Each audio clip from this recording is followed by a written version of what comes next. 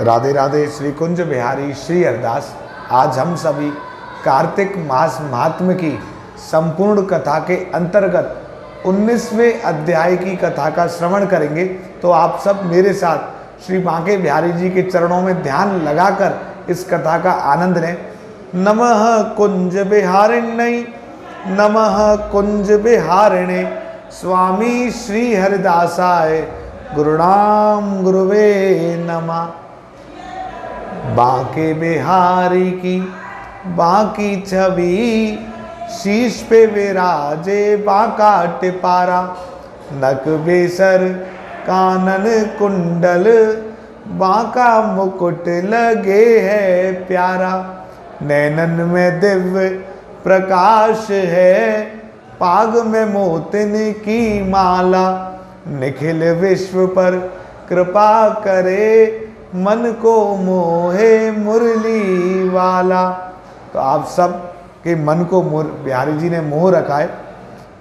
ठाकुर जी के चरणों में ध्यान लगाकर अब हम 19वें अध्याय की कथा का श्रवण करते हैं। राजा पृथु ने कहा, हे देवर्षि, अब आप यह कहिए कि भगवान विष्णु ने वहां जाकर क्या किया तथा जलंधर की पत्नी का पतिव्रत कैसे भ्रष्ट हुआ।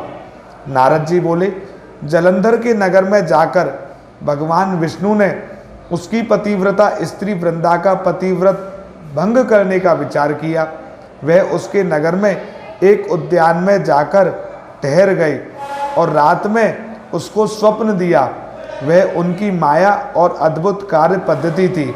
और फिर उनकी माया द्वारा जलंधर की पत्नी पतिव्रता वृंदा ने रात में यह स्वप्न देखा कि उसका पति नग्न होकर सिर पर तेल लगाए महिष पर चढ़ा है। वह काले रंग के फूलों की माला पहने हुए तथा उसके चहुं ओर हिंसक जीव हैं। वह सिर मुड़ाए हुए अंधकार में दक्षिण दिशा की ओर जा रहा है। उसने अपने नगर को समुद्र में डूबा हुआ देखा और इस प्रकार के बहुत से भयानक सपने देखे। फिर तत्काल ही वह जाग पड़ी और स्वप्नों के संबंध में विचार करने लगी। इतने में उसने सूर्य को उदय होते हुए देखा तो उसमें उसे एक छिद्र दिखाई दिया तथा वह कांतिहीन था। इसे उसने अनिष्ट जाना। वह भयभीत होकर रोने लगी।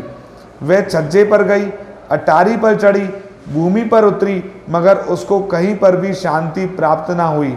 फिर वह अपनी दो सखियों को साथ लेकर उपवन में गई, परंतु वहां पर भी उसको चैन नहीं आया। फिर वह जंगल में निकल गई, मगर वहां भी उसको शांति नहीं मिली। वन में उसने सिंह के समान दो भयंकर राक्षसों को देखा, जिससे वह अत्यंत भयभीत होकर वहां से भागने लगी। उसी क्षण वहां पर अपने शिष्यों सहित एक मौनी तपस्वी आ गई। भयभीत वृंदा उनके गले में हाथ डालकर उससे अपनी रक्षा के लिए याचना करने लगी। मुनि ने अपनी एक ही हुंकार से उन दोनों राक्षसों को वहां से भगा दिया।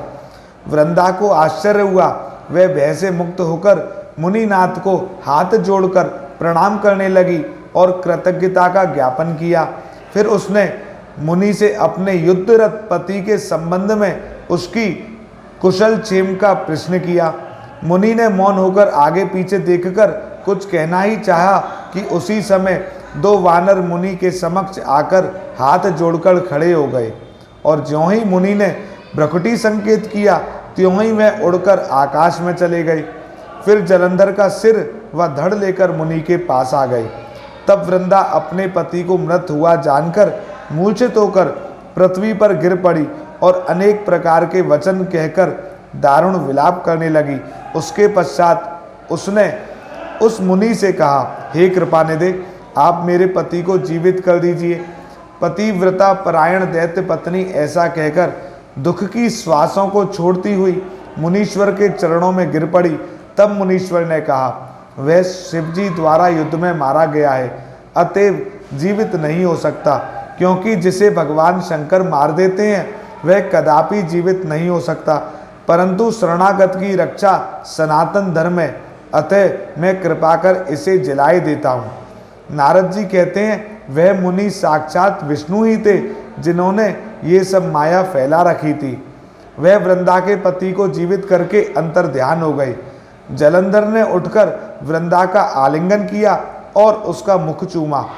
वृंदा भी पति को जीवित हुआ देखकर अत्यंत हर्षित हुई और अब तक हुई सब बातों को स्वप्न समझा। उसके पश्चात वृंदा सकाम हो बहुत दिन तक उसी वन में अपने पति के साथ विहार करती रही।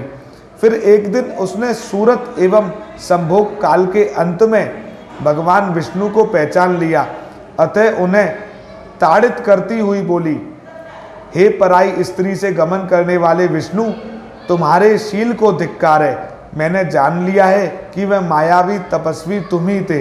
हे राजन, ऐसा कहकर परम क्रुद्ध हो पतिव्रता वृंदा ने अपने तेज को प्रकट करते हुए शाप दिया, जो तुमने अपनी माया से 2 राक्षस मुझे दिखाए थे, वही दोनों राक्षस किसी समय तुम्हारी भी स्त्री का हरण करेंगे और उसके विरह में दुखी होकर तुम वानरों की सहायता से वन में भ्रमण करोगे और यह सर्वेश्वर जो इस समय तुम्हारा शिष्य बना है वह तुम्हारा साथी रहेगा। ऐसा कहकर पतिव्रता वृंदा भगवान विष्णु के लाख मना करने पर भी अग्नि में प्रवेश कर गई। ब्रह्मा आदि देवता आकाश से उसका प्रवेश देखते रहे। वृंदा के शरीर का तेज श्री पार्वती जी के शरीर में चला गया और आकाश से जय जय शब्द होने लगा। पतिव्रत धर्म के प्रभाव से वृंदा ने मुक्ति प्राप्त की।